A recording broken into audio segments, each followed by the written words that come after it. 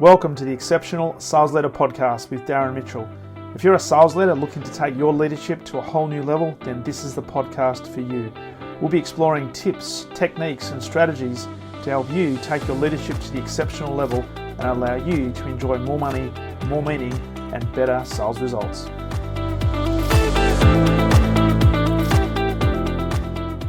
Welcome back to the Exceptional Sales Leader Podcast on what is, in Melbourne at least, a very nice spring day on a Wednesday. And I have the absolute pleasure of welcoming in all the way from Palm Beach in Florida, which is on a Tuesday evening, a great man by the name of Larry Weidel. Welcome to the podcast, Larry.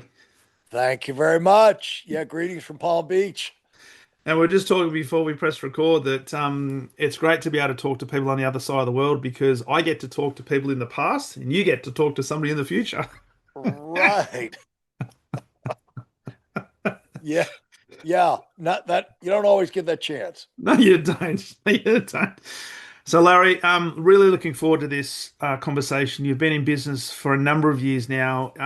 You've built a financial institution around Primerica Financial Services, over 500 offices, 15,000 agents. You've got $6.5 billion under management. That's a pretty impressive track record. And you're also telling me you've helped, I think you said it's about 100 people become $1 million earners in Close that particular. Close to 100 become $1 million earners over the years. It's hard to keep up with the numbers, but mainly lots of people, well over 10,000 people to become financially independent, and thousands become six-figure earners. The idea of helping them become as financially independent as their, whatever their potential is. So Yeah. It's not a pat on my back, because I've talked to millions of people, but those are the people that actually followed through on it. So, so I'm happy to take all the credit, but really the people that have done great things, it's no credit to me, because otherwise then you'd have to blame me for all the people that didn't. That's right. That didn't go out there and do it. So, but at least those people that took your counsel, I know you've been mentoring and coaching for a number of years, and you've built a pretty big community in the last 12 months or so. At least they listened to what you had to say and implemented it, which is I guess the key to winning, which we'll talk about today. yeah, you talk to a lot of people, eventually somebody's going to say yes. Even if, you've been in sales, and you and I have similar backgrounds, in the sense that in the early days where, having almost no success, I used to say to myself, they can't all be stupid. Eventually I've got to find somebody who'll say yes to this. Absolutely. And, you just keep your head down, and eventually you find people, but you can't remember how you did, but you just keep working. Totally. Now, you're also a podcaster, and you were telling me that you had a little bit of a hiatus earlier this year, but you've been podcasting since 2019, and it's all about winning. So it's Big Hitters with Larry Weidel, all about winning. And you're also the author of a best-selling book, Serial Winner: 5 Actions to Create Your Cycle of Success. So we'll probably talk about a bit of that today as well. All right. Yeah. Larry, I'd love to start though by just getting a bit of background. You mentioned before we press record, you've been running this business for the last 50 years, and you got no signs of slowing down at all, because why would you? Well, yeah. Where did it all start? How did it come about, and what's led you to continue to do what you do? Well, you have to make a living. You have to find something to do to it'd be great to have a dream. Now, I had something that I would have loved to do, which, I started in photography and art at 12, 13 years old. My father was in the Air Force over in Tuscany. Mm-hmm. And you have your Air Force Army bases over there, and they have a lot of things for the GIs and the soldiers to do to keep themselves busy in their off hours. And so I was able to get that kind of education there and in the schools. And I continued that on where he got transferred back to the Hamptons at West Hampton Beach, is where I finished high school. And art community there was very strong, but there was no role models on how you go and make a career out of it. So I went down to the South, because my relatives were out of the South in Atlanta, Georgia, I went to Georgia Tech and figured I'd go ahead and try architecture. And after Mm. 2 years, I didn't know what I was getting into, but after 2 years, I found out that I didn't like the idea that after 5 years of architecture, and if you graduated, you'd be one out of seven people who started. But and Wow. your reward for graduating was 3 years of working at minimum wage as a draftsman. So you could take your test. Nobody ever tells you this, you know. Wow.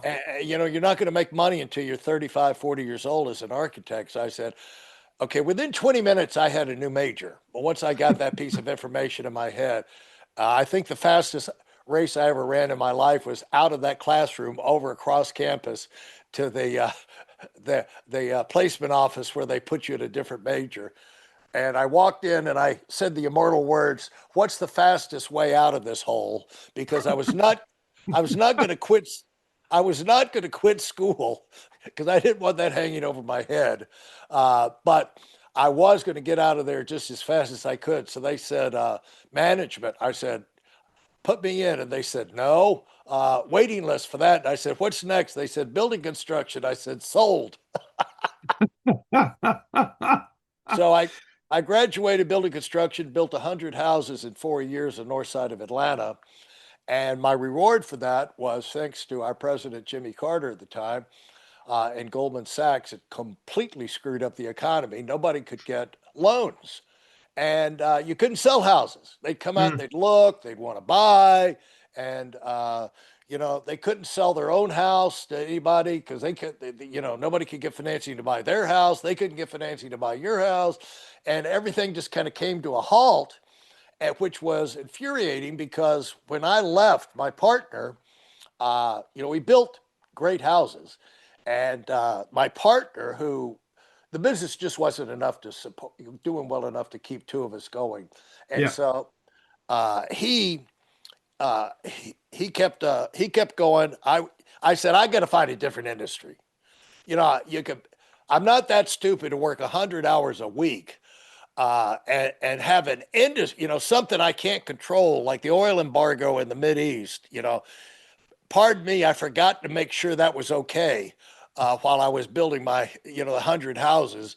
And so I said, I got to find a new industry. So in my research went this far. I said, I don't know where I asked, but I asked around. I said, what's the industry that did well during the Great Recession? And they said, Hmm. financial services. I said, I'm in. I got to find some way to get it because construction sucks.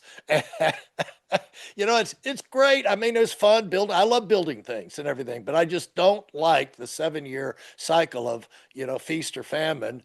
And Mm. so many of my friends, you know, they had great families and great, you know, the members of the country club, and they had a nice home, and the kids are Yeah.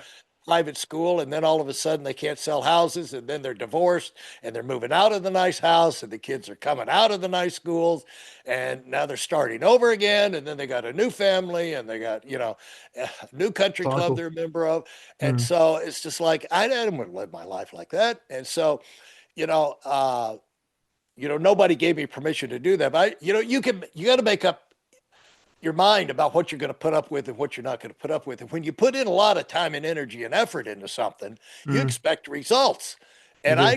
I expected, you know, to make money, but also it's a little bit of a quality of life and a little bit of stability, you know. So it was tough to get into financial services, but the organizational skills of running crews and building houses, once I got through the sales side of financial services, got into the organizational development, recruiting, training, building, open Hmm. offices, all of that came back and was very useful in continuing to, you know, keeping a lot of different plates spinning. And so I didn't really realize that was going to be a great education for me, that 100 hour, those 4 years of 100 hour work weeks. But uh, it turned out to be very rewarding, thank goodness. Well, you probably found that having to work with lots of different types of people, different personalities, maybe different education backgrounds, and also having to deal with lots of challenges, Yes. probably prepared you really well for what was to come. Yes, you know, the spoiled homeowners who just moved into town and they expected everything to be perfect, mainly the Mm, wives, and that everything had to be perfect in their new castle, and the fact that you didn't build it personally yourself, you actually used subcontractor. That kind of they kind of missed that point, but the deal of so many different, you have all kind of crews, and mm, you're not necessarily, vendors. Um, you don't always have your pick of the vendors. yeah. You don't, like most of the good contractors at that time were building apartments. There'd been a big apartment boom in Atlanta, and we were left with the leftovers of subcontractors. As we used to say, they had the crew chief would have the guy who was running the crew had an IQ of 90, and then he had four or five other people working with him that combined had an IQ of 90, and somehow you had to build a palace out of that. And so it was a test, but it was great in terms of making you, because since in my position, like all the other builders, I was the final guy when the 18 wheeler pulls up with Mm, all of the stuff they're unloading from moving across the country. They want that house to be right, yeah. and they don't care about what it took to get it right. And so you Mm, learn to deliver on time, and I figured out ways of getting things, compressing time frames, solving problems, tracking, and that I still use today, is just mm, because ingrained, project yeah. management type thing. And Love it. it's great to learn, be put in situations where you're forced to figure things out for yourself. Love it. And you have to be resourceful and solve problems on the spot and probably back yourself as well. But also fast forward to today, I mean, you're building and continuing to build a big community. So leveraging the people power, but also trying to Right, find good people to actually do right. that fits the narrative. Exactly, exactly. All of those things come into play, and no matter what you're doing, Darren. I know you figure this out. You're always solving problems. If Mm, you're going to do well in life, you're going to elevate yourself is because you can solve problems, and a lot of it is just solve problems that come up to interrupt you from doing what you're supposed to be doing or you mm, want to do. It could be yeah. health problems, and I just finished a podcast with a guy from California, and he's an ex NFL player, triathlete, CEO, this, that, and the other. But he was out cycling in May, and he had an accident, which he doesn't know what happened. All he knows is he was going along just fine on a bicycle down the road, and then he wound up in a hospital with broken collarbone, broken ribs, broken arms.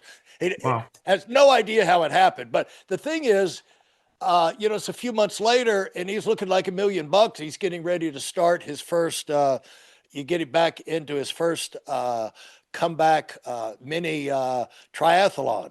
And so the thing is, you got to, like with him, you had to figure out how to deal with a nightmare where he could only, at best, work an hour a day. And those are the kind of things when you could solve problems. You think on your feet. Mm, Uh, it's incredible advantage because you start. What I learned from this was you immediately go, Darren, to how can I solve this problem rather than, oh, woe is me, you yeah. know, call all the neighbors. Larry's got a problem, you know, come on over. Hey, somebody bake me a cake and a casserole so we can have a pity party tonight at my house. Because guess what? Larry has a problem. That's just not the way. Well, there's still a lot of the people that think like that, and it's probably more of the fixed mindset. Woe is me. Everything's static. Nothing's going to change. It's always been the same. Look at everybody around me. They're all complaining about the same thing. So there's a level of comfort with that. Versus, no, no, no, I'm not gonna. I'm gonna play a different game. I'm going to actually start to be a problem solver rather than a problem warrior, and move forward. And even if it's taking one step at a time, and moving towards the solution, at least you're making progress. Absolutely. And don't let people uh, minimize what they just heard you say. the one step, because the Yeah, one step forward is what people don't do. that's right. When things go wrong, you got to take a step forward. And the great thing about taking a step forward will change your perspective on the whole situation. Mm. And the other thing, Darren, I'm talking to you like a sales buddy now. In sales, we've always had the salesman come up to us and tell us, I just don't have anybody to talk to. I've been through all of my leads. I have nowhere to go. I'm just dry. I've been through the whole pantry. The cupboard's bare. And you know what I always told them? I said, "You're lying. You're lying. You're lying." And they look like surprised, like, "What?" And I said, "There's one more you haven't got to. You've got one more name in your mind that you have never called, but might be a sale." And they'll go, every time they'll go, "Well, you're right." Yeah. It So I is. said, "You go call that one, and then another one will jump in your head." That's it. That's it. It's the power of one more. So you went to Primerica. I'm really interested in the process of expansion started for you and really into understanding some of the challenges with growing what is now a really successful and large business. And you've helped many, many people become financially independent. Looking back when you first moved out of construction into financial services, it might sound like a weird question, but did you see into the future what could be? Could you envisage yourself doing what you've done, or was it a more case of I could see maybe a little bit in front of me, one step, maybe two steps, and therefore I'll take that and focus on that? I was looking, the answer is no. You never know where it's going to lead, but you can figure a little bit of these things out for yourself right from the beginning if you think a little bit. And then what I was looking for was something that gave me uh, a chance. For all I was looking for was a chance to be my own boss, freedom, Hmm. and above average income. I Yeah. wanted to be able to make a little bit more. I wanted to be able to have provide for the family. My wife did not work outside of the home. I had a wife, the wife and two boys, little Yeah. boys. And, I wanted to provide for the family, but I wanted to be able to make some extra money so that, we get the down payment and we can get the house and we can do the extra things down the road. I didn't even have any clue what that meant, but that other than I couldn't be the lowest paid. Mm. And so I couldn't go get a job.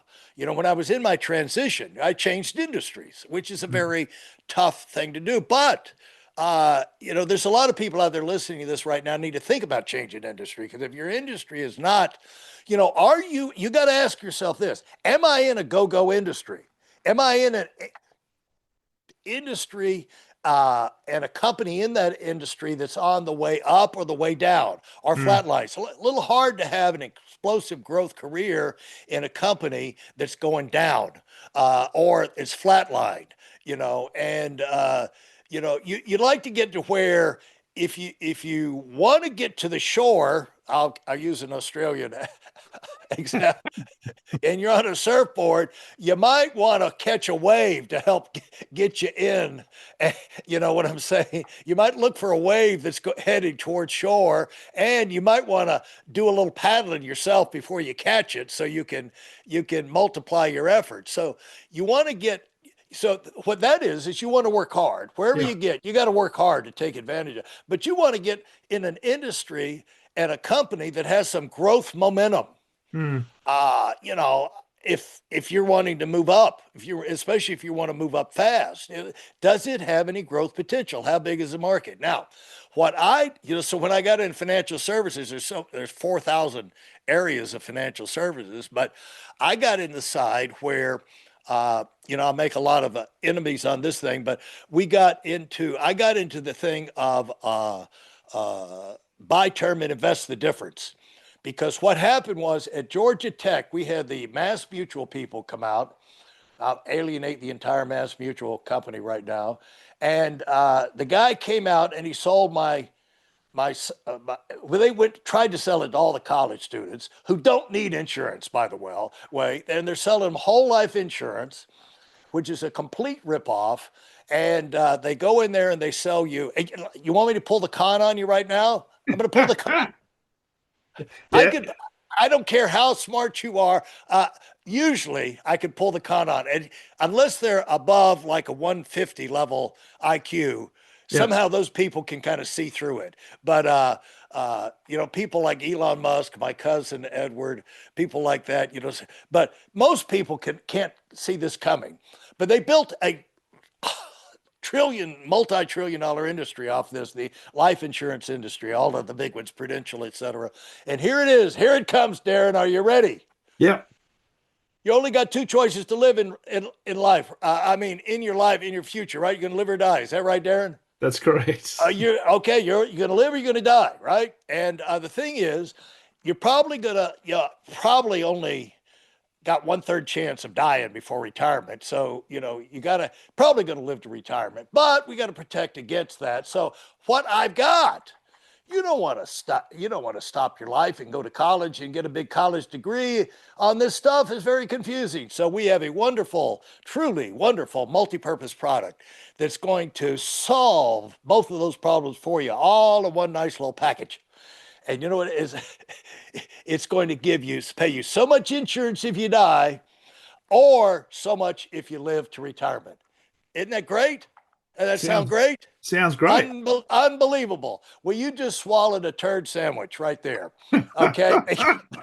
Because it's two nice slices of bread with doo-doo in the middle. And what it is or. The word or is the con. Yeah. It's like a shell game. It's a verbal shell game Yeah. because we're going to charge you for two things and you're going to get one or the other The other. back. And because that, they had come out and sold me I had a wife, I had kids. They'd sold me a $20,000 policy when I wasn't really making a lot of money, even in construction. Yeah. But what happened? Nothing on my way. It's just on me. And what these guys, I went in, this company was in financial services and they were hiring. And they showed me how the whole con game worked. And they showed that with term insurance, I could get $100,000. Okay, I could get 25,000 on my wife, five on both of the boys, and still have a good bit of money to put towards savings each month. And I was going to wind up with like 10 times more money if I continued on both plans until I was Yeah. 65 years old. And it's like, Yeah. I said, you got to be kidding, because I said I felt like something was wrong with the guy when he came up, but I couldn't put my finger on it. It's just like, your instincts tell you. But and I said, yes, this explains why I had a bad feeling about. And I really got excited about the idea of going out and sticking it to these guys that were taking advantage of people. And I knew, there's probably a huge market. And so I didn't know, I had no idea of what it was going to be like to be in sales forever. I didn't know the company that I wind up eventually getting involved with would take me beyond sales or have the opportunity to Mm. move into management, open up offices, and expand around the country. But, the idea that you got to have something, an idea that creates excitement. And I'm big on, and I know you are too, I'm big on wow. Yeah. I'm big on things that cause me to go, you got to be kidding. Wow. That's fired up, And I'll tell you what, I'm also a painter. And I've kept my photography and painting going my entire life. And I'm closing in on my first 1,000 paintings. And if you ever come to Palm Beach and come into my studio, uh, I will, you will be going, wow, wow, wow, because I cannot get myself to paint normal stuff, and you want your life to have. That's why I live in Palm Beach. Mm. That's why every 3 months I go to Aspen, Colorado. I alternate between Aspen and Palm Beach because I want to live in a wild location. I don't want to go. I wanted to live in resorts. I didn't want to just Mm. go to resorts. I did that with our company all the years. It's like, no, I'm tired of going to resorts. I want to live in resorts. And so you'd like to have some, because when you have wow in your life, what that does is it turns on an inspiration stream from the core of your body out to where your body is responding to something. Mm. And when your body is responding like that, Darren, you can get a performance out of yourself that you could not get just doing, a normal thing. Just something that does your body doesn't respond to. It's great. You can see it's Mm. great, but I just really don't care about it. Yeah. And so the things that you care about, that's what you got to follow your natural curiosity and the things that turn you on. And so that was about as far as I could see early on. Was this was something I could get fired up about, I could feel good about, I could make money, but I'm telling the truth. I'm Mm. in sales, but I'm not a con man. It's honest. That's a really interesting point, and it sounds like the experience you had with the term insurance guys that were at the university was a great catalyst to say, you know what, there's a better way to do this. And I'm very big on the fact that sales is the ultimate form of service, and it needs to be ethical. So Yeah, a lot of people look at sales and think, oh, that's not ethical, but you've got to be ethical because essentially what you're doing is providing a service and you're solving a problem. And right. you've got to be there, and you can't build a business and a long-term sustainably successful business if you're just focused on ripping people off and doing it all for yourself. You've got to be able to serve either individuals, businesses, or large communities. And it sounds like that's exactly what you've done. You got to believe in it, and if you're doing it just for money, people will see right through you. Yeah. And they want you to know. They want to know that you're behind it. I mean, people could spot a phony. They could feel a phony. I guess that's what I could feel about these guys. Yeah. That they were just something was not quite right. And in your life, you want to feel like you're making a difference. You're Mm. helping people. That's where you could. If you don't feel that, you're not going to make the extra effort there, and you're Yeah. probably not going to be special at doing it. That's it. So, Larry, with the, I guess, the expansion of Primerica and the work that you've done to get to 500 plus offices, 15,000 agents, and also the book you've written around serial being a serial winner, um, love to talk about some of the key principles in that. So, for people listening, they may not have the opportunity or the big vision to build a multi-thousand people community. But what are some key principles that you've learnt, but also some of the challenges you had to overcome to continue to make that progress and some of Well, the values you hold dear? well, here's some basics is you you got to learn, you have to decide, do I want to win or do I want to lose? No, when you put that out there, nobody wants to lose. No one wants Mm. to be a loser. But the thing is you've got to decide, well, what does win mean? How can I evaluate what I'm doing? As I'm going through my life, am I having, you should have at the end of your day, Darren, you should be able to write down wins. You should things that happened that you got done that moved you closer to a goal. Yeah. And you know why? Because you're going to have things go wrong every day. And when you have those things that you push through, you decisive things, small victories, but they happened and they move you forward. That's something that you can say to yourself, yes, it's Mm. happening. In spite of this went wrong, I'm making progress. I'm getting closer. And so you need to have things like that. You need to know, and rather other than that, you're just existing. Yeah. You're just kind of floating through life like what am you're like you got to take charge of your life to where you're not like a cork floating down the river wherever it takes you. And this is if you're going to have a quality life, one that you can get excited about. If you're going to be, that voice that's in your head that's maybe not telling you positive things because you're not taking charge of your life. You're not involved in things that are meaningful to you. And you're Mm. not putting effort to get you into a direction you can get excited about. And so I played sports in high school, every sport all the time. No good. I was no good beyond high school level, real good at high school level, but that was it. But I did learn the difference between winning and losing. I got that very clear. Winning is better. And and also, no matter how much winning you do, it's not okay to lose the next one. Mm. You never get to the point where I'm tired of winning. It's like getting paid. It's like breathing. I've never got to some point where like, okay, I've had enough breathing for this lifetime. I just no more breathing. I've had plenty of air. No, that So doesn't happen. so Larry, with that, I love the fact you got to decide you want to win, and what does it mean to you, and doing that reflection every single day. How challenging is it though for some that they don't feel as if they're making enough progress? So how do you measure, or how do you manage the, I guess, the balance between having a sense of urgency and wanting to progress and wanting to do things, but also having the level of patience that it does take time. It's not something that's an instant fix. Can we go back to that word, that step?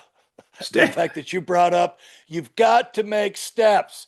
That's like loser damn talk again. The thing is, oh, this, and I don't understand that. Oh, shut up. You get going. You know Yeah. what I'm saying? Get out of peace. I like this. I don't like that. I like these people. I don't like those people. If you got people in your life you don't like, you know what that means? Get rid of them. Mm, Yeah, as much I don't get, they're my relatives, my brother, my sister, as much as possible, minimize your interface time with them, and think about the people that you enjoy, that are rewarding, that are inspiring, activities that are inspiring to you. Go with what, because your body you're like a Geiger counter. There's a reason we have all these neurons in our mm. brain and our gut and everything. You got them in your fingers. You can feel. Use them. Don't ignore them. And so they respond to certain things. You pick up something that's smooth. That's okay. That's good. You pick up something that cuts your hand. Bad. So we're forced to pay attention to that, but be dial into yourself. Take yourself seriously. Yeah. And you're like a Geiger counter on things you're curious. Like if you take me and put me on a boat and we go fishing, I could not care less if we caught Moby Dick. You know what I'm saying? I don't give a crap what we catch fishing. I'm not into fishing. I've tried it. I've wanted to fish. I thought, I thought it would be a great idea intellectually, but when it comes down to it, you know. But now,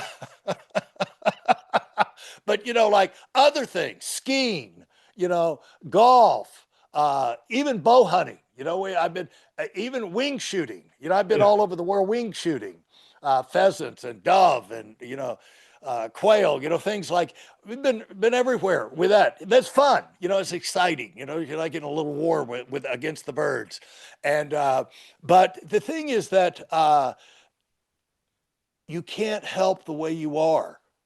You can't. What are you going to do? Argue with your creator made you a certain way. I Mm. don't know how many. Do you have kids, Darren? Yes. Yes, I Yeah, do. it's interesting how the little suckers hit the ground and they are where they are. You know what I'm saying? they they they they know what they like, they know what they don't like, and good luck changing them. I have one son whose room looks like always looked like a pigsty. The other son looked like he had a maid come into his bedroom every day. You know what I'm saying? Yeah. It's like raised in the same house. And so, it's not that one son was better than the other, but in that particular area, one had the bent for disorganization, the other had organization. And so, Mm. one's more artistic, one's more, business oriented, and one was in sports, one was super competitive, one was good at sports, but just really didn't like banging on other kids, and it's like, rather do something else. And so they are what they are, and we are what we are. Mm. And so you can only be great being yourself. You can't, now we copy other people because we Mm. learn by modeling, Yeah. walking, talking, things like that. That's why I've always done a lot of interviewing and picking the brains of people who are ahead of me in whatever area I wanted to get good at, because that's the most effective way to learn. You Mm. get the best equipment, you get the best insight from the best person who in that arena, but and then you got to do your repetitions. You got to do all your work and everything, but you can minimize. It's more like not you don't just practice as much as possible. You make it perfect practice. Mm. We never have anything perfect, but it's more perfect. You're following a model, but Yeah. then you got to go beyond. Once you learn those fundamentals, you got to go beyond the fundamentals. It's what you do with the fundamentals that gives you the chance to be great. But you're not going to put that time and energy and effort into something you're not that fired up about. It's interesting, isn't it, that you got people who are very, very talented and yet they don't end up achieving. And people look at them and think, man, what a waste of talent. They could be so much better. But obviously they see themselves completely differently, or they're just not in an area that's they're passionate about, or they just don't want to do that because they might have a different definition of success for them. Yeah, it is. You know, that is something that's beyond my level of, uh, my pay grade on human analysis. That there are some people that are like phenomenal athletes, but they don't care about it. You know what I'm Yep. saying? Like there's there's certain people like gifted with music. Like they can pick up Mm. a guitar, never picked up a guitar before, and they're playing it. You know, they Yep. got, they have the ear. Just like this, and then they put it down, never pick it up again. Where, you know, I could be picking up the guitar for the next 5 years and not play as good as they played the first time they picked it up. You know what I'm Yep. saying? Yep. And but you see that you see that in a lot of things. And it's very confusing. They were talking to my uh, uh, John, uh, one of these, one of I forget his name. Who's the artist? Jack and Diane. You know who was that art that he Jack and had the Diane. yeah, Oh, the song. he kept changing his Yeah, name. yeah, yeah. What you know who I'm talking about? I do. What's the name of the? No, I I got can't. Okay, John you're John Mellencamp. Mellencamp, John John Cougar Mellencamp. Mellencamp. Yeah, Yes. okay. Yeah, okay. Okay, we've just redeemed our Alzheimer's there for a minute. That's right. But anyway, he's quite the artist, by the way. Yeah. But they were interviewing him and they were going around his studio and he was letting the guy who interviewed him choose a painting because the interviewer, who I think was Sammy Hagar, by the way. Okay. Hagar was opening a restaurant and he said, okay, I'll let you put one of my paintings in there. You can choose one. He said, how about this one over here? He said, oh, you don't want that one. Because it was better than all of Mellencamp's, And he said, that's my son did that. He said, he's 21 years old. He's got more talent in his little finger than I'll ever have in my life. But he said, for some reason, he doesn't really care about painting that much. Isn't that something? You know, Crazy. there people that I don't know what that is, but I tell you what, there's something that his son is interested in, Mm. you know, and, just because you're good at something doesn't mean you have to do it. No. And so you have to find what it is that turns you on. And you're not going to find that if you continue to try and mold yourself into an image of what you think you're supposed to be or you think other people think you're supposed to be. Mm. You got, just give yourself a chance to breathe a little bit and see, where your Geiger taker responds. And follow your natural curiosity is the way you put it into words.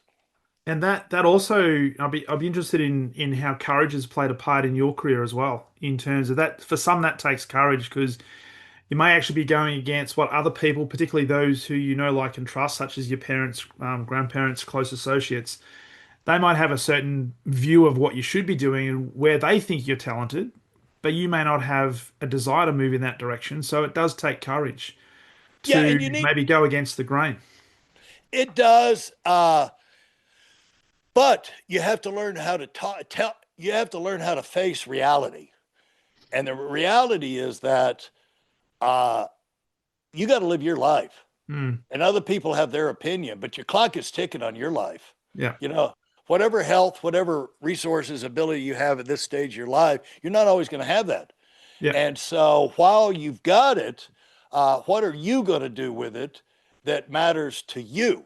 Mm. And and you give yourself choices like, am I going to sit here and just try and behave the way they want? Or am I going to be able to make myself satisfied with that and excited? Or am I not? And what am I going to do about it? Yeah. And you find once you get an idea in your head about what's right for you, it's amazing what kind of courage you get about it. It's like, okay, I can't take this anymore, you know. Absolutely. And Absolutely. it's a matter of lighting that fuse inside yourself. And if you can't, maybe you're not supposed to do it. Maybe you're not supposed to be special. Mm. But these are things that you have. What I I hate to to sound like you're nuts, but the thing is like what are the voices in your head telling you? You know what I'm saying? The voices in your head saying that even though you don't like doing this, all the relatives are right and you're wrong. Mm. And so the voices are wrong in your head. What are the voices telling you? You know, you know. You've got to trust yourself before you've just got to trust yourself and back yourself 100%. Well, you're the only person who can be you. There's a Yeah. great thing on the internet where like everybody grows up different. If you grow up identical twins, same parents their entire life, same sports, wear the same clothes, this, that, and the other, both of them have totally different experiences growing up. Mm. In spite of the fact that they're identical twins in the same family, That's it. because different things happen to different people. Yeah. Plus, you have different receptors in your mind. You're like, certain experience can happen to me and you. We could go in and see, and I might find something hysterically funny, and you might say, "Oh, that's very offensive," or vice versa. You know what Yeah. I'm saying? You might say it's funny, and I'm saying, "What are you laughing about?"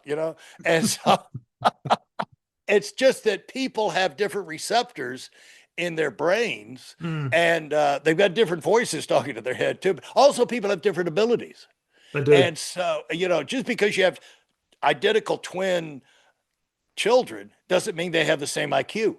No. Doesn't mean they have the same creativity. Doesn't mean they have the same artistic skills or English Mm. adapt. So we're all different, and the sooner you recognize that with yourself, the sooner you can go on to start to become who you're supposed to be.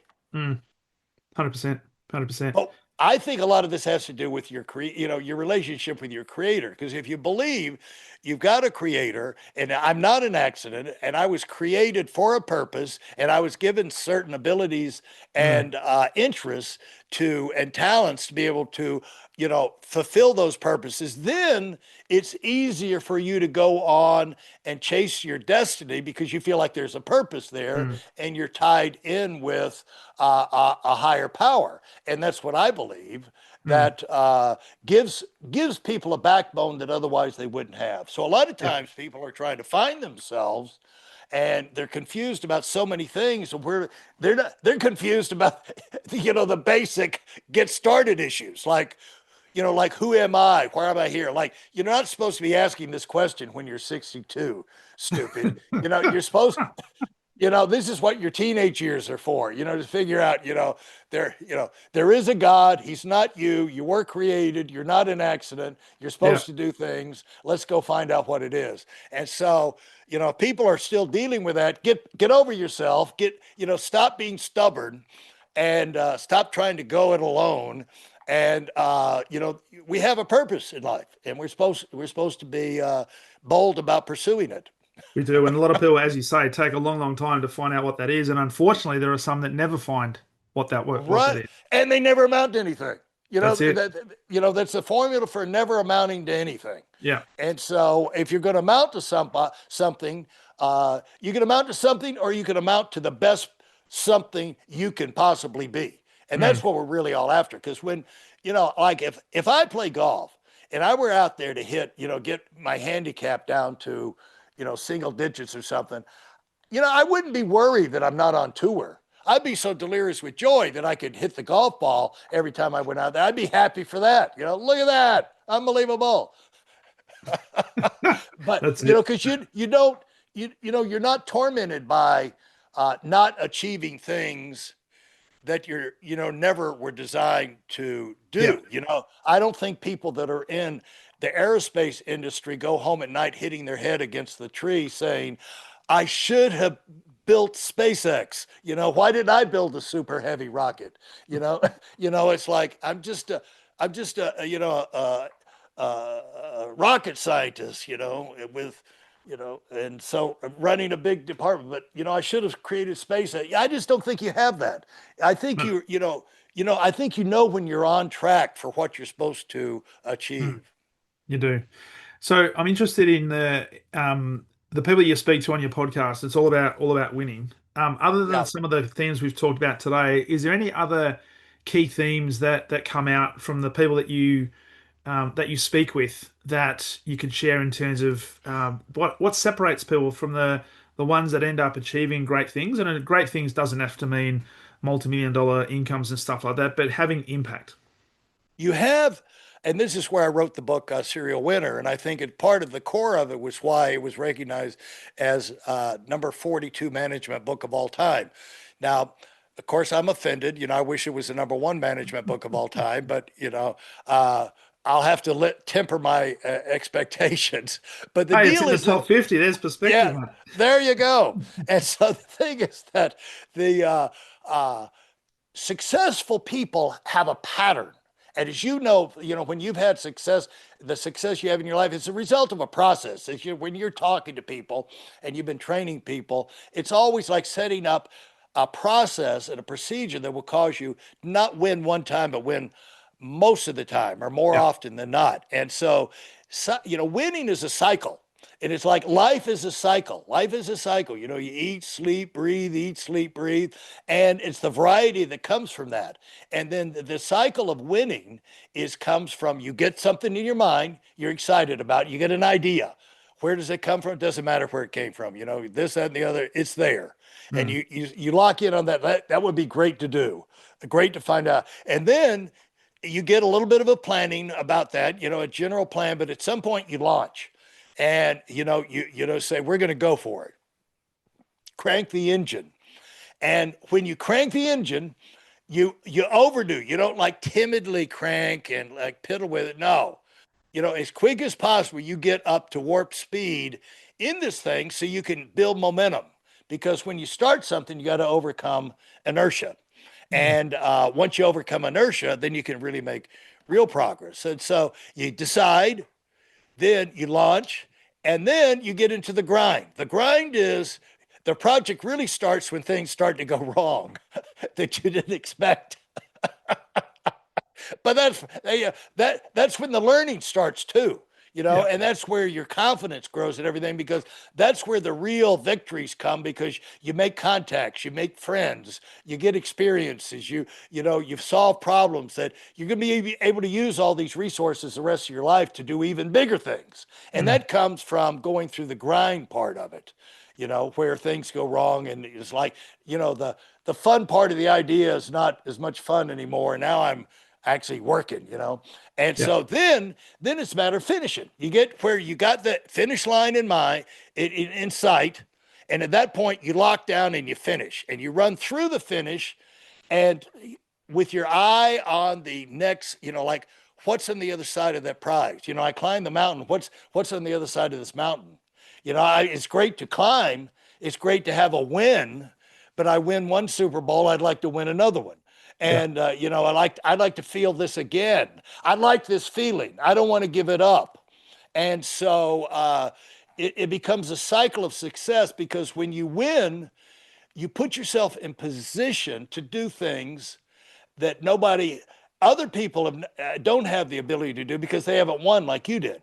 And Mm. so what happens is when you win, you open the door to opportunities to win bigger and faster and easier. Really, it's never easy, but it'll be easier because you have now the experience, now the resources, now the contacts Yeah. that you've been there, done that.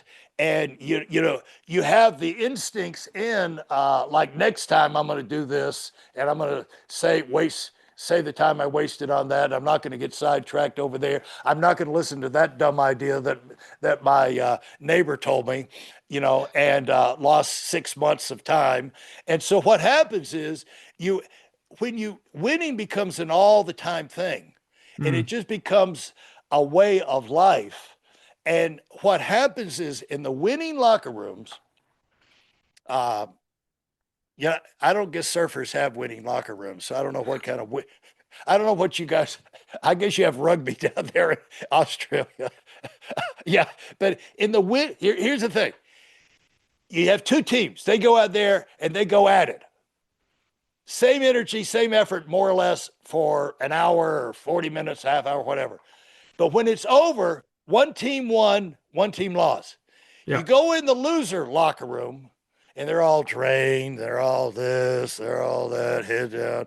You go over the winning, the winning locker room. Yahoo! Can't wait to play again. Hey, hey, hey, hey. Slap it. High winning gives you adrenaline. Mm, Losing sucks the life out of you. You see what I'm saying? absolutely. So why am I still going at this stage of my life? Because I mean, I'm I like winning. I like being around winners. I like learning from winners. I like the rewards of winning. Why Mm. would I do anything else? Go and lay on a beach in a hot sun in the Mediterranean? I've done that. I've got I've had 15 Mohs surgeries. No, I've actually had over 40 Mohs surgeries because I spent so much time on the beach in the Mediterranean in my teenage years. But the thing is, I don't want to sweat on the beach in the sand, and that's a Yeah. vacation. I don't want to go tour, some, ruins in Rome or something, maybe, once every 30 years. But I like winning. I like accomplishing things. I like the adrenaline Mm. that comes from accomplishing things and making a difference in the world and being around other people that are accomplishing things. And so it's just a much more fun way to live, Darren. And I know I'm preaching to the choir. But I love that, and I love the fact that there's a cycle or a process you talked about, and the thing that strikes me is the first one, which is decision. Make a Yeah. decision. Just make a decision, and that decision doesn't need to be I'm gonna win. It could be a decision to I'm gonna take the first step, and then I'm gonna decide to take the next step. Right. It's something is better than nothing. Yeah, It's get going because once you make here's the thing, you got to say to yourself, I'll never make a bad decision. yeah, I'll always make the best decision because I'm not ever going to make, if I get a choice, a little car, big car, same price, I'm going to have the nicer car. So I'm going to always make the best decision for me based off the information I have mm, at the time I make the decision. So what mm, you say is, I don't worry that, past a certain point, I've got this much information. I'm going to go this direction.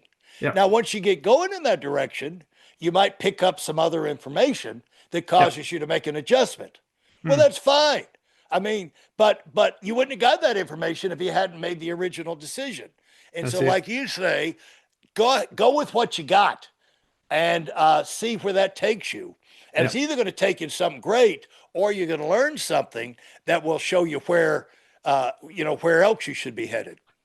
absolutely. Love that. Love that.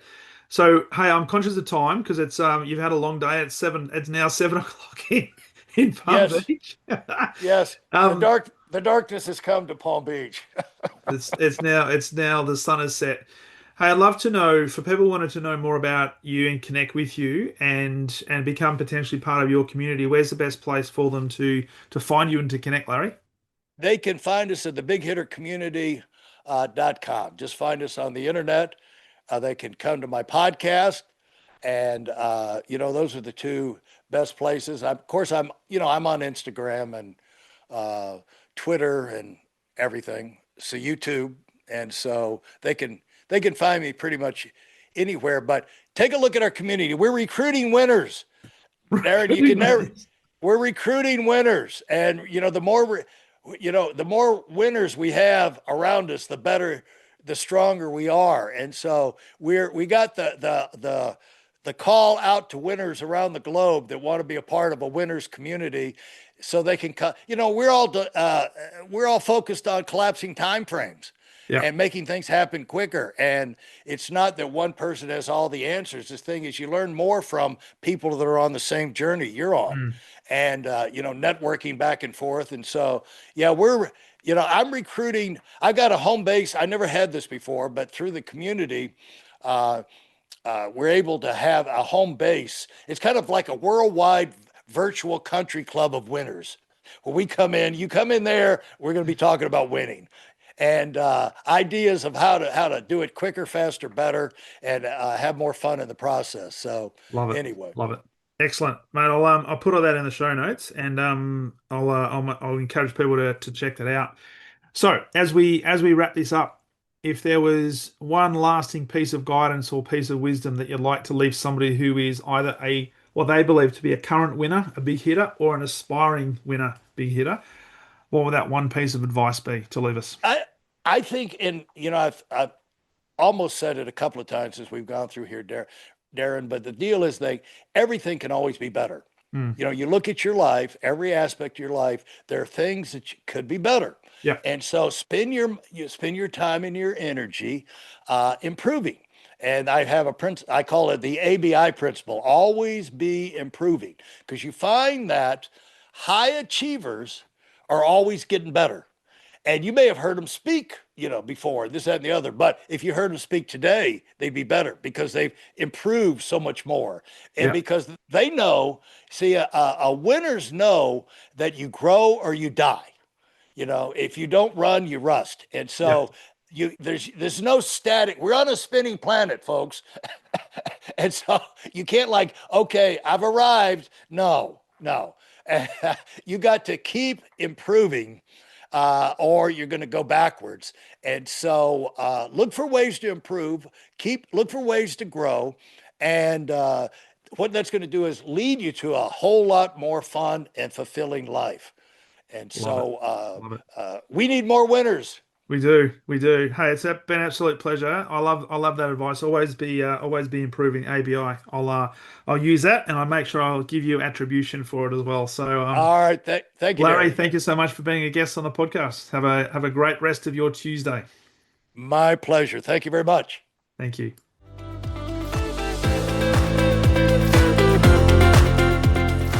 Thank you for listening to the Exceptional Sales Leader Podcast. I trust the information in this episode has been helpful in your journey towards becoming exceptional. And remember, please take the time to rate the show, subscribe to the show so other people can find it. But also, if I can help you, jump on my calendar, go to leadwithdarren.com, and let's have a conversation about how I can help you along your journey to being exceptional.